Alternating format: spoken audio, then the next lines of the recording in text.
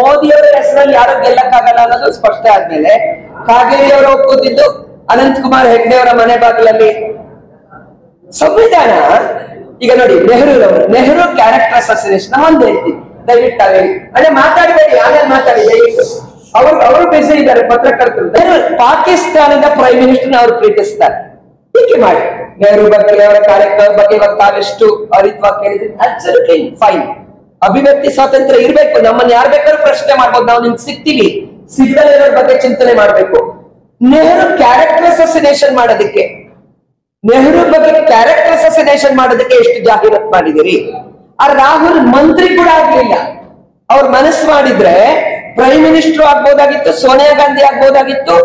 ಚುನಾಯಿತ ಎಂಪಿಗಳು ಸೋನಿಯಾ ಗಾಂಧಿ ಆಗ್ಬೇಕು ಅಂದ್ರು. ಬಿಳಿ ಸೀರೆ ಉಟ್ಕೋತೀವಿ, ತಲೆ ಬೋಳಿಸ್ಕೋತೀವಿ ಅಂದ್ರೆ are you not challenging the verdict of the people of India? ಇದಕ್ಕೆ ಅವಕಾಶ ಇದೆ. ಇವ್ರು ಮೋದಿ ಅವರು ಬೇಡ ಅಂತ ಹೇಳಕ್ ನಮಗೆ ಅವಕಾಶ ಇದೆ. ಅವ್ರ ನಂಬರ್ ಬಂದ್ರೆ ಈಸ್ ಇಟ್ ಡೆಮೋಕ್ರೆಟಿಕ್ ವ್ಯಾಲ್ಯೂಸ್? ಎರಡನೇದು, ಸಂಸದೀಯ ಪಟ್ಟುಗಳು ಅವ್ರಿಗೆ ಬೇಕಾಗಿಲ್ಲ. ಆ ತೇಜಸ್ವಿ ಸೂರ್ಯ ಫ್ಲೈಟ್ ಅಲ್ಲಿ ಕುತ್ಕೊಂಡು ಭಾರತೀಯ ಆಗ್ತಾನೆ. ಆ MP ಪ್ರತಾಪ್ ಸಿಂಹ ಟೆರರಿಸ್ಟ್ಗಳು ಒಂದ್ಸಲಕ್ಕಾಗುತ್ತೆ. ಆಲೋಚನೆ ಮಾಡಿ, ಇದ್ರೊಳಗಡೆ ಬರ್ಬೇಕಾದ್ರೆ ಎಷ್ಟು ಮೇಲ್ಗಡೆ ಅದೇನೋ ಸೊಳ್ಳೆನೂ ಬರಕ್ಕಾಗ್ದಲ್ಲ ಇರುವಂತ ಪಾರ್ಲಿಮೆಂಟ್ ಕಟ್ಟಿದ್ರಿ ಅಂತ ಹೇಳಿ. ಪಾಕಿಸ್ತಾನ ಜಿಂದಾಬಾದ್,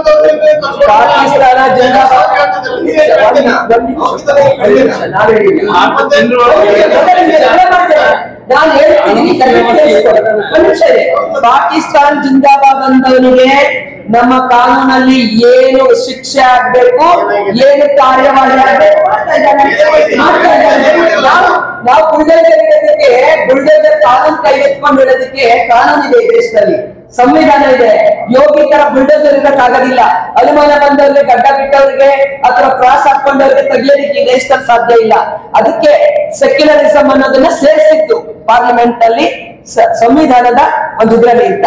ನಾರಿ ಶಕ್ತಿ ಬಗ್ಗೆ ಸುಮಲತಾಗೆ ಮಂಡ್ಯದಲ್ಲಿ ಇವ್ರ ಜೊತೆ ಹೋದ ತಕ್ಷಣ ಸುಮಲತಾ ನಮ್ ಜನ ಅಭಿಮಾನದಿಂದ ಗೆಲ್ಸಿದ್ರು, ಮನೆ ಹೊಡ್ಕೊಂಡ್ರು. ಮುಸಲ್ಮಾನರ ಹುಡ್ತೀವಿ ಅಂತ ಹೇಳಿದ್ದು ದೇವೇಗೌಡರು. CM ಇಬ್ರಾಹಿಂ ಅನ್ನ ಕರ್ಕೊಂಡೋಗಿ ಅಧ್ಯಕ್ಷರು ಮಾಡ್ಕೊಂಡು ರಾಜ್ಯ ಎಲ್ಲ ಸುತ್ತಿದ್ದು ಕುಮಾರಸ್ವಾಮಿ ಅವರು. ಅವ್ರಿಗೊಂದು 50 ಸೀಟ್ ಬಂದಿದ್ರೆ ಈ ತೀರ್ಮಾನ ತಗೊಳ್ತಾ ಇದ್ರ? ನೋಡಿ, ಅಂದ್ರೆ ಈ ಅನುಕೂಲ ಸಿಂಧು ಸಿದ್ಧಾಂತ ಇವತ್ತು ಯಾವ ಮಟ್ಟಕ್ಕಂದ್ರೆ JDS ಅವ್ರಿಗೆ ಅನಿವಾರ್ಯ. ಅಲ್ಲಿ ನೋಡಿ ರಿಸಲ್ಟ್ ಅನ್ನ ವಿನಯ್ ಕುಮಾರ್ ಸರ್ತೇಜಿ ಹೇಳಿದ್ದಾರೆ. ಡೆಮಾಕ್ರಸಿಯಲ್ಲಿ ನಾವ್ ಹೇಳ್ತೀವಿ 136 MLAಗಳು ಇರೋ ಒಂದ್ ಸರ್ಕಾರ, ನಮ್ ಚೀಫ್ ಮಿನಿಸ್ಟರ್ 28 ಬರ್ತೀನಿ ಅಂತ ಹೇಳಿದ್ರ? ನಿಮ್ಗೆ ಬಿಡ್ತೀವಿ, 28 ಬರ್ತೀನಿ ಅಂತ ಹೇಳೋ ಒಂದು ಧೈರ್ಯ ಯಾವ್ದು ಬರ್ತಿತ್ತು? 136 ಸೀಟ್ ಕೊಟ್ಟಿದ್ದಾರೆ, ಒಂದು ದಾಖಲೆ ಮತ ಕೊಟ್ಟಿದ್ದಾರೆ. 66 ಬಂದಿರೋರು 28 ಬರ್ತೀವಿ ಇದ್ರೆ ಹಾಗಾದ್ರೆ ಏನು ನೀವೇ ಒತ್ಕೊಂಡ್ಬಿಡ್ತೀರಿ? 400 ಬರ್ತೀನಿ ಅಂತ ಚುನಾವಣೆ ಹಾಕ್ಬೇಕು, ಅಕೌಂಟ್ ಸೀಸ್ ಮಾಡ್ತಾರೆ.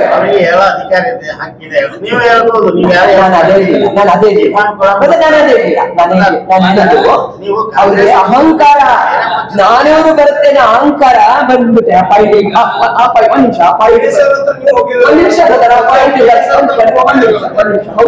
ಹೌದು, ಚರಿತ್ರೆಯಲ್ಲಿ ವಿಜಯೇಂದ್ರ ಅವರಿಗೆ ಮರ್ತೋಗ್ತಾನೆ ಇರ್ಬೇಕಾಗಿರೋದು ಸಿದ್ದರಾಮಣ್ಣ ಅವರ ಮೊದಲ ಎದುರುಗಡೆ ಟಿಕೆಟ್ ಫೈಟ್ ಮಾಡಕ್ ಯೋಗ್ಯತೆ ಇಲ್ಲ ಅಂತ ವಿಜಯೇಂದ್ರ ಅವರನ್ನ ಇವತ್ತು ರಾಜ್ಯಾಧ್ಯಕ್ಷರು ಮಾಡಿದ್ದು.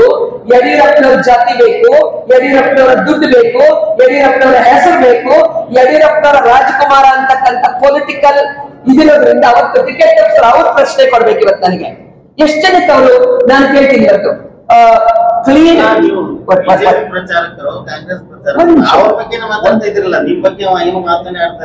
ನಮ್ ಬಗ್ಗೆನೇ ಹೇಳ್ತಿರೋದು ನಾನು, ನಮ್ ಬಗ್ಗೆನೆ ಶುದ್ಧ ಅಂತ ಹೇಳಿದ್ರಲ್ಲ ನೀವು. 16,000 ಕೋಟಿ ಎಲೆಕ್ಟ್ರೋಲ್ ಬಾಂಡ್ಸ್ ಜಗತ್ತಿನ ಅತ್ಯಂತ ಒಂದು ಕೆಟ್ಟ ಸ್ಕ್ಯಾಮ್ ಅಲ್ಲಿ 9,000 ಕೋಟಿ ಬಿಜೆಪಿ ಕೊಟ್ಟಿದ್ದಾರೆ. 2,500 ಕೋಟಿ ದುಡ್ಡನ್ನು ಕೊಟ್ಟಿರೋದು ಇಡಿ ರೈಡ್, CBI ರೈಡ್ ಆದವರು. 1,000 ಕೋಟಿ ಕೋವಿಡ್ ಟೈಮ್ ಅಲ್ಲಿ ರಿಜೆಕ್ಟೆಡ್ ಮೆಡಿಸನ್ ರಿಡಿಸಿಮರ್ ಅನ್ನ ಉಪಯೋಗ ಮಾಡಬೇಡಿ ಅಂತ ವರ್ಲ್ಡ್ ಆರೋಗ್ಯ ಇಲಾಖೆ WHO ಹೇಳ್ತು. ಅದನ್ನ ಡಿಸ್ಟ್ರಿಬ್ಯೂಟ್ ಮಾಡಿರೋದು 1,000 ಕೋಟಿ ಯಾವ ಗುಜರಾತಿ ಕಂಪನಿ ಅದನ್ನು ಕೊಟ್ಟಿದ್ದಾರೆ. ಭಾರತದ ಜನತೆಯ ಆರೋಗ್ಯ ಮುಖ್ಯ ಅಲ್ವಾ? ಎಲ್ಲಿಂದ ಏನ್ ನೈತಿಕತೆ ಇದೆ ಇವರಿಗೆ? ಇವತ್ತೇನ್ ನೈತಿಕತೆ ಇದೆ ಇವರಿಗೆ? ನಾರಿ ಶಕ್ತಿ ಆ JDS 3,000 ಅಬ್ಯೂಸಿಂಗ್ ಕೇಸ್ ಇದೆ. ಇವತ್ತು ದೇಶ ಬಿಟ್ಟು ಹೋಗ್ತಾರೆ, ಯಾರನ್ನು ಕೇಳ್ಬೇಕು ಅದನ್ನ ನಾವು? ಪ್ರಜ್ವಲ್ ರೇವಣ್ಣ ಅಂತ ಹೋಮ್ ಮಿನಿಸ್ಟರ್ಗೆ ಅವರೊಬ್ರು MP ಆಗಿದ್ದಂತವ್ರು, ಮಾಹಿತಿ ಇರೋದಿಲ್ಲ. ಪಾರ್ಲಿಮೆಂಟ್ ಅಟ್ಯಾಕ್ ಆಗುತ್ತೆ ಅಂತ ಹೇಳಿ ಮಾಹಿತಿ ಇರೋದಿಲ್ಲ. Amit Shah great failure. ಮೋದಿ ಅವರಿಗೆ ಏನೂ ಇಲ್ಲ. ಮೋದಿ ಅವರು ಗಿಳಿಪಾಠ ಒಪ್ಪಿಸುವಂತಹ, ಎಲ್ಲಿಂದಲೋ ನಿಯಂತ್ರಣಕ್ಕೊಳಪಟ್ಟಂತಹ ಒಂದು ತೊಗಲು ಬೊಂಬೆಯ ರೀತಿಯಲ್ಲಿ ದೇಶವನ್ನು ನಡೆಸೋದಕ್ಕೆ ಸಾಧ್ಯ ಇಲ್ಲ. ಈ ಉತ್ತರ ಕರ್ನಾಟಕಕ್ಕೆ ಬರ್ತಕ್ಕಂತ ಇದು ಕಾನ್ಸ್ಟಿಟ್ಯೂಷನ್ ನಮಗೆ ಕೊಟ್ಟಿರ್ತಕ್ಕಂಥದ್ದು. ಇವತ್ತು ನಾನು ಹೇಳ್ತಾ ಇದ್ದೀನಿ, ಗ್ಯಾರಂಟಿಗಳ ಬಗ್ಗೆ ಅವರು ಹೇಳಿದ್ದಾರೆ, ಜನ ಕಷ್ಟದಲ್ಲಿರೋದ್ರಿಂದ ಗ್ಯಾರಂಟಿ ಕೊಟ್ಟಿರೋದು. ಅವ್ರು ಸ್ವಲ್ಪ ಶಕ್ತಿ ಬರಬೇಕು, ಮೇಲೆ ತೆಗೆದಬೇಕು ಅಂತ ಚುನಾವಣೆ ಓಟ್ ಕೊಟ್ಟಿದ್ದಾರೆ. ಮೊದಲೇ ಹೇಳಿದ್ರು, ಕೊಟ್ಟಿದ್ದೀವಿ. ಅಭಿವೃದ್ಧಿ ಕೊಟ್ಟಿರೋದು 130 ತಾಸು. ಅಭಿವೃದ್ಧಿ ಮಾಡಿದ್ದಕ್ಕೆ 130 ಅಭಿವೃದ್ಧಿ ಮಾಡಿ 10 ತಿಂಗಳಿಂದ ರಾಜ್ಯದಲ್ಲಿ ಏನ್ ಅಭಿವೃದ್ಧಿ ಮಾಡಿ ಅದು ಕೇಳ್ತಾರೆ. ಹೆಂಗ್ ಅಭಿವೃದ್ಧಿ ಮಾಡೋದು 10 ತಿಂಗಳಿಂದ ಕೊಟ್ಟ ವಾಗ್ದಾನಗಳನ್ನ ಇವ್ರು ಖಾಲಿ ಮಾಡಿಟ್ಟೋಗಿದ್ದ ತಿಜೋರಿ ಖಾಲಿ ಮಾಡಿದ್ದನ್ನ ನಿಭಾವಣೆ ಮಾಡಿಕೊಂಡು ಜನತೆಗೆ ಇವತ್ತು ಶಕ್ತಿ ಯೋಜನೆಯಿಂದ ಎಷ್ಟು ಗೊಬ್ಬರಗಳಲ್ಲಿ ಎಷ್ಟು ದುಡ್ಡು ಬರತ್ತದೆ. ವಿಜೇಂದ್ರ ಅವರು ಹೇಳ್ತಾ ಇದ್ರು 2,000 ರೂಪಾಯಿ ಭಿಕ್ಷೆ ರೀತಿಯಲ್ಲಿ ಕೊಡ್ತಾ ಇದ್ದಾರೆ. ಮತ್ತೆ ನೀವು ಕೊಟ್ರ 2,000 ರೂಪಾಯಿ ಕೊಡ್ಬೇಕಾಗಿರುವ ಸ್ಥಿತಿಗೆ ಯಾಕೆ ತಂದ್ರೆ ಅದನ್ನ ಮಾತಾಡಿ. 1,200 ರೂಪಾಯಿ ಗ್ಯಾಸ್ ಯಾಕೆ ಮಾಡಿದ್ದೀರಾ ಅದನ್ನ ಮಾತಾಡಿ.